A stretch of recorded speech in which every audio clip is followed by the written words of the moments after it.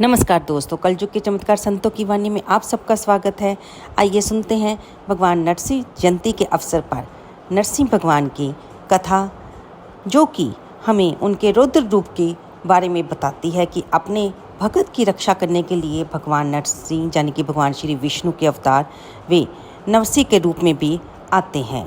भगवान श्री नरसिम्हा देव की जय हो और आप सबको आज नृसिम्हा चतुर्दशी की बहुत सारी शुभकामनाएं। अपने प्रिय भक्त प्रहलाद की रक्षा करने के लिए उनकी एक पुकार पर भगवान नरसिम्हा देव एक स्तंभ से प्रकट हुए थे, निर्जीव स्तंभ। और यही बात हमें सिखाती है कि भगवान इस जगत के कण कण में विराजमान है। भक्त जहाँ भी उन्हें देखता है वहाँ पर भगवान प्रकट हो सकते हैं, चाहे वो मूर्ति या विग्रह में हो या फिर एक निर्जीव खंभे के अंदर।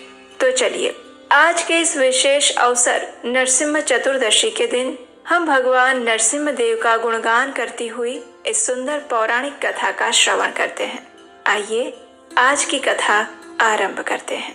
इस कथा का वर्णन श्री सुखदेव गोस्वामी परीक्षित महाराज से करते हैं और ये हमें प्राप्त होती है श्रीमद् भागवतम के 7वें स्कंध में। परीक्षित महाराज ने श्री सुखदेव गोस्वामी से प्रश्न पूछते हुए कहा, भगवान विष्णु तो प्रत्येक जीव के हितैषी हैं और सबके साथ निष्पक्ष व्यवहार करते हैं, फिर क्यों उन्होंने एक सामान्य मनुष्य की भांति पक्षपात करते हुए इंद्र का पक्ष लिया और दीति के पुत्रों का वध किया? इसके उत्तर में श्री सुखदेव गोस्वामी ने परीक्षित महाराज को वो कथा सुनाई जो एक समय देवर्षि नारद मुनि ने युधिष्ठिर महाराज को सुनाई थी। ऋषि कश्यप और उनकी पत्नी दीति के 2 पुत्र हुए, हिरण्याक्ष और हिरण्यकशिपु।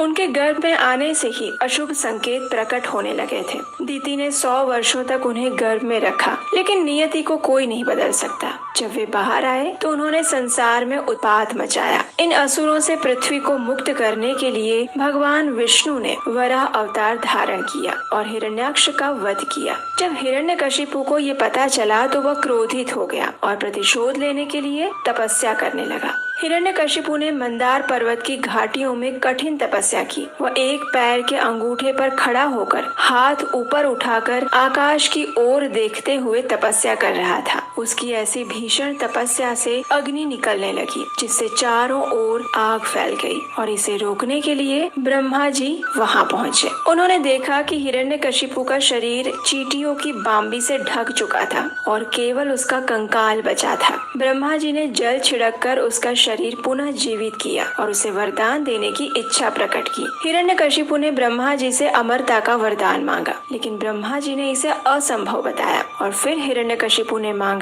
कि उसकी मृत्यु न तो किसी जीव या प्राणी से हो, न घर में न बाहर, न दिन में न रात में, न धरती पर न आकाश में, और न ही किसी अस्त्र शस्त्र से हो। ब्रह्मा जी ने उसे ये वरदान दे दिया। वरदान मिलने के बाद हिरण्यकशिपु ने तीनों लोकों में उत्पात मचाया और देवताओं को स्वर्ग से निकाल दिया। अब ऐसी स्थिति में सभी देवता भगवान विष्णु की शरण में जाते हैं। भगवान हरि उन्हें आश्वस्त करते हुए कहते हैं कि जब हिरण्यकशिपु अपने पुत्र प्रहलाद पर अकारण ही अत्याचार करेगा तब वे उसका वध करेंगे। और हुआ भी ऐसा ही। हिरण्यकशिपु के 4 पुत्र थे और उसमें सर्वश्रेष्ठ थे प्रहलाद। वे बाल्यकाल से ही भगवान श्री हरि के भक्त थे। उनके स्वभाव में ब्राह्मण के गुण थे। उनका अपनी इंद्रियों और मन पर पूर्ण नियंत्रण था। वे सदैव भगवान श्री हरि के स्मरण में लीन रहते। लेकिन हिरण्यकशिपु को ये बात कैसे अच्छी लग सकती थी कि उसका स्वयं का पुत्र उसके शत्रु विष्णु की उपासना करे? तो हिरण्यकशिपु ने उन्हें मारने के कई प्रयास किए। उसे पहले प्रेम से समझाया,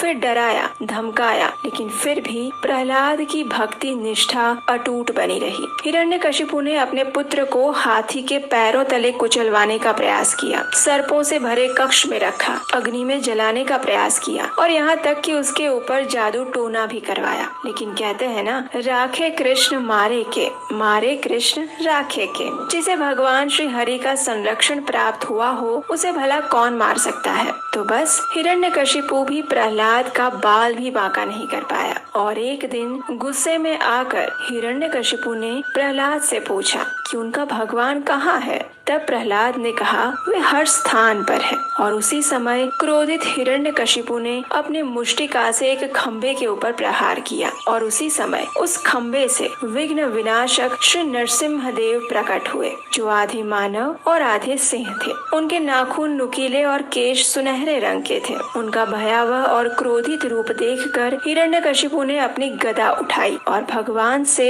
युद्ध करने लगा। दोनों के बीच घमासान युद्ध हुआ। आखिर भगवान नरसिम्ह देव ने हिरण्यकशिपु को पकड़ लिया। वह उनसे छूटने का प्रयास करता हुआ चारों ओर अपने हाथ पैर मारने लगा, लेकिन भगवान हिरण्यकशिपु को लेकर महल की दहलीज पर गए और संध्या का समय था। उन्होंने उसे अपनी जंघाओं पर रखा और अपने नाखूनों से उसकी कठोर छाती को चीर दिया। और इस प्रकार ब्रह्मा जी के वरदान की शर्तें भी पूरी हुई और हिरण्यकशिपु का वध भी हुआ। अपने भक्त प्रहलाद की रक्षा करने के लिए भगवान श्री हरि आज ही के दिन नरसिम्ह देव के रूप में प्रकट हुए थे।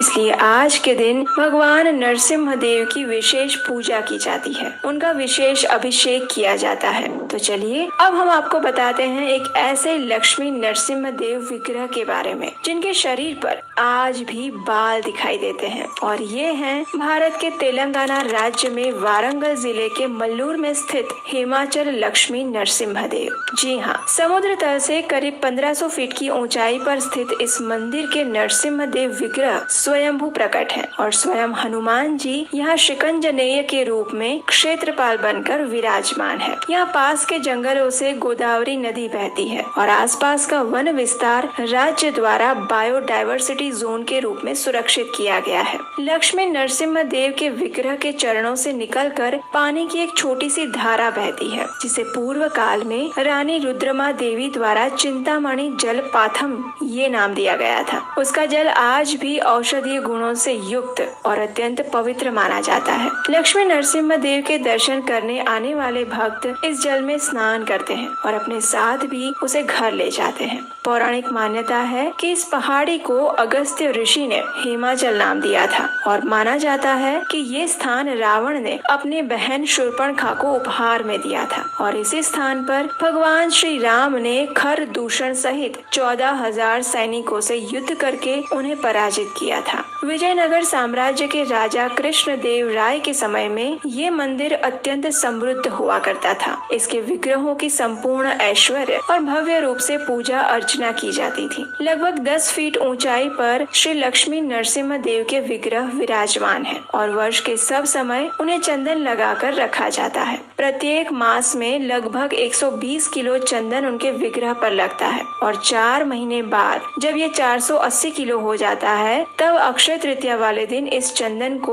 उनके शरीर से हटाया जाता है और सिर्फ उस एक दिन, वो भी 12 घंटे के लिए ही नरसिम्ह देव के वास्तविक विग्रह के दर्शन हो पाते हैं। चतुर्भुजधारी नरसिम्ह देव के इन विग्रह की विशेषता ये है कि इनकी त्वचा किसी भी मनुष्य की भांति अत्यंत कोमल है। अगर उस पर आप हाथ रखते हैं तो आपकी उंगलियों के निशान पड़ जाते हैं। उनके वक्ष स्थल पर बाल पाए जाते हैं। उनकी नाभि से खून जैसे प्रवाही पतली सी धारा बहती है। जब पुजारी नरसिम्ह देव की नाभि पर चंदन लगाते हैं तो चंदन उस प्रवाही में मिश्रित हो जाता है और फिर चंदन युक्त पानी की धारा बहती है। श्री नरसिम्ह देव की नाभि से लगाकर लिया गया ये चंदन पुजारी द्वारा प्रसाद रूप में भक्तों को दिया जाता है, जिससे उनकी हर प्रकार की व्याधि दूर हो जाती है। नरसिम्ह देव के विग्रह के वक्ष स्थल पर श्री लक्ष्मी देवी की सुवर्ण मूर्ति भी विराजमान है। स्थानीय लोगों का मानना है कि लक्ष्मी देवी की अनुपस्थिति में मंदिर और आसपास के विस्तार में भयंकर अग्नि फैल जाती है, क्योंकि नरसिम्ह देव का क्रोध ही इतना भयंकर है। इसलिए उन्हें शांत रखने के लिए